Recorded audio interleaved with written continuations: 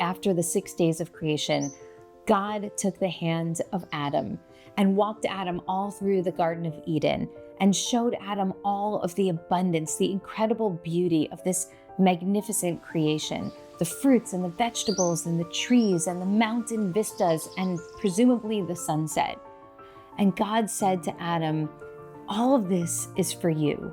And as my appreciation for the intelligence and the beauty and the uniqueness of each species increases, I become more and more convinced that the vision of eating in the book of Bereshit, Genesis, chapter 1, is the correct one. And at the beginning of the Torah, God says to human beings, look, I have given you all kinds of plants to eat. We are stewards here, and we must do whatever we can to preserve.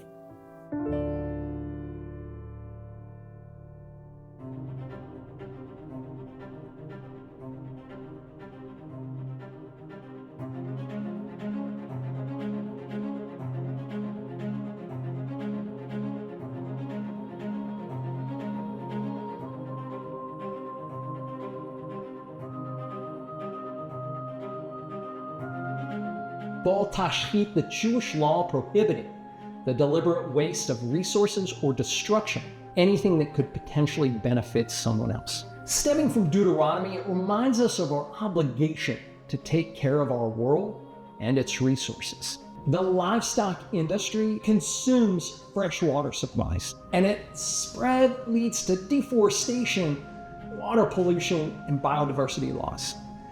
We're living in a time in which we have already broken so much, and we know and understand that climate devastation is real, and we understand that eating animals contributes to that climate devastation at rates that are unheard of and frankly morally reprehensible.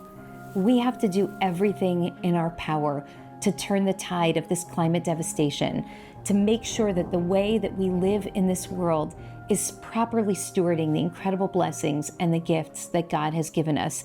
Because as God said to Adam, "Ein mishi yitaken acharecha," there is nobody here who will be able to repair this after all of the destruction that we've wrought. When we see the Amazon being burned so that cattle can be raised there, how can we continue to promote a process that is destroying our world?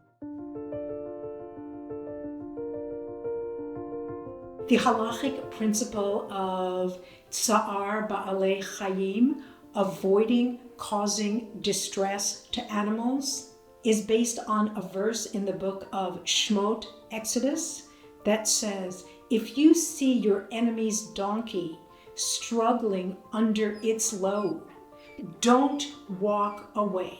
Instead, go help the donkey and ease its burden. There are laws requiring animals to be given Shabbat, rest, that one should treat animals with a sense of respect, so you never were permitted to harness a strong animal with a weak animal. An animal as a partner, a way of living in the world, not as a master and a servant, but rather as fellow travelers on this sacred journey.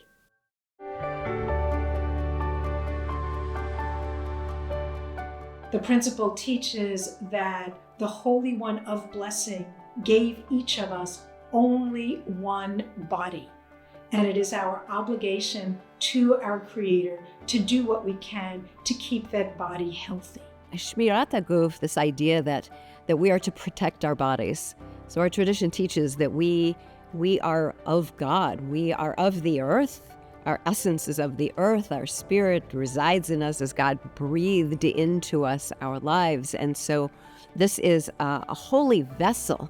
And what we put into our bodies, it must be beautiful and pure and clean and holy as well.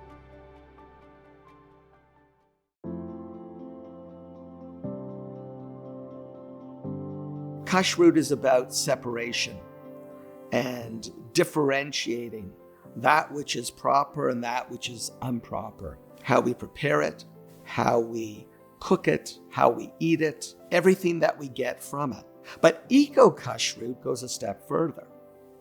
Where does this food come from? Part of the human experience is to try things out, and sometimes we fail. That's okay.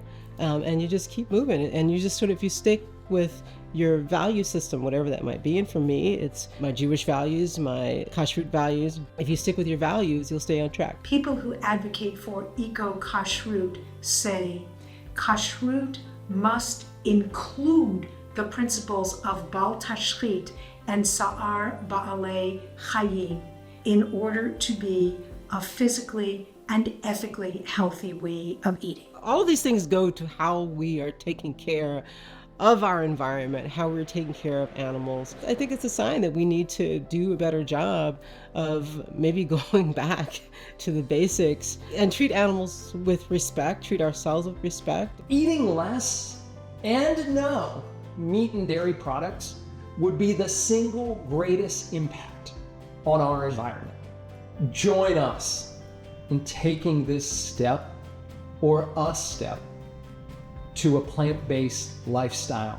Shalom begins on your plate and mine.